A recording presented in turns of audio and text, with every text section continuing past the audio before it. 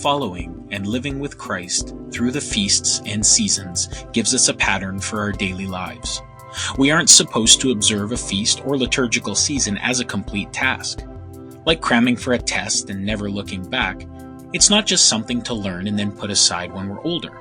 There are riches to draw from the well of the liturgical year every day of every year of our lives.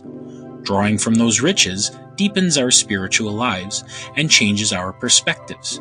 It arms us with the tools needed to deal with current events. Today, we look at ordinary time. Because the term ordinary in English means something that's not special or distinctive, many people think that ordinary time refers to parts of our liturgical calendar that are unimportant, even though the season of ordinary time makes up most of our liturgical year in the church. Yet ordinary time is far from unimportant or uninteresting. Ordinary time is called ordinary not because it is common, but simply because the weeks of ordinary time are numbered. The Latin word ordinalis, which refers to numbers in a series, stems from the Latin word ordo, from which we get the English word order. So, the numbered weeks of ordinary time, in fact, represent the ordered life of the church, the period in which we live our lives neither in feasting, like Christmas and Easter, or in fasting, like Advent and Lent, but in watchfulness and expectation for the second coming of Christ. So, what do we do during ordinary time? We celebrate the saints!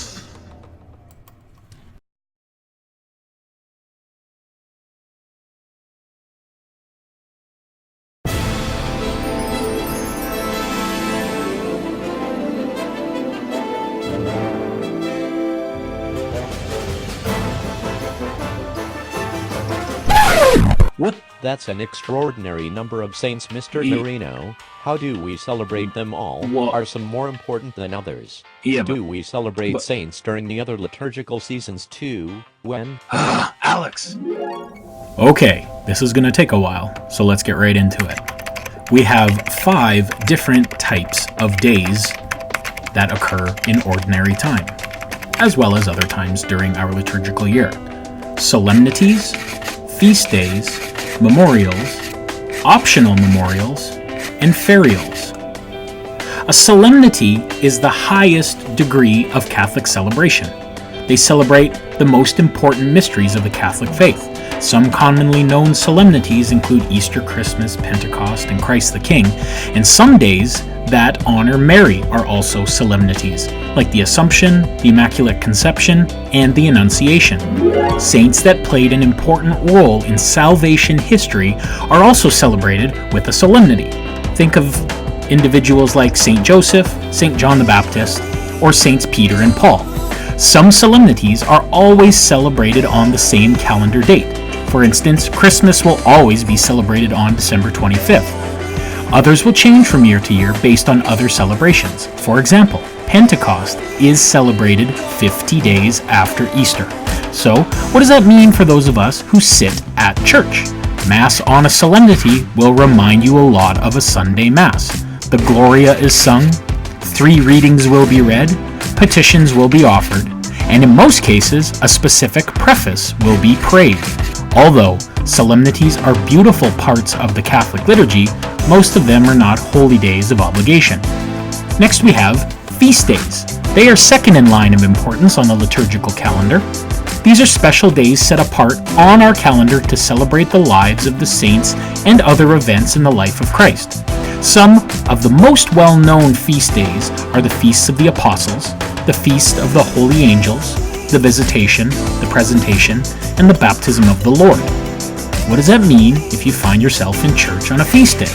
Well, the priest may include a reflection on the life of the saint in his homily. Also, the Gloria is a requirement on these days, but the Creed won't be said. Which brings us to memorials, both obligatory and optional. Memorials are of third importance on our liturgical calendar. Memorials are a celebration of the lives of saints. Some saint memorials are obligatory, which means the memorial must be observed. For instance, the memorial of St. Thomas Aquinas, celebrated on January 28th, is an obligatory memorial. Other memorials are optional. An example of an optional memorial is that of Saint Pope John Paul the Great, celebrated on October 22nd. The new Roman calendar has 95 optional memorials. How did the church decide which memorials were obligatory and which were optional? The church only observes obligatory memorials for saints who are of universal significance in the liturgical calendar. What does this mean for us Catholics? Unlike solemnities and feast days, the Gloria does not have to be sung during Mass. But if you're pumped about attending a daily Mass and your patron saint just happens to have an optional memorial, don't get your hopes up too high. Chances are the priest could choose not to celebrate the optional memorial. But if you're excited for an obligatory memorial, you'll be sure to hear about the saint whose memorial is being celebrated that day. And that brings us to a ferial. In the revised liturgical calendar, a weekday on which no special feast or vigil is celebrated in the Mass or the Liturgy of the Hours. On ferial days, the Mass may be that of the preceding Sunday, or an optional memorial, or a votive Mass, or a Mass for the deceased.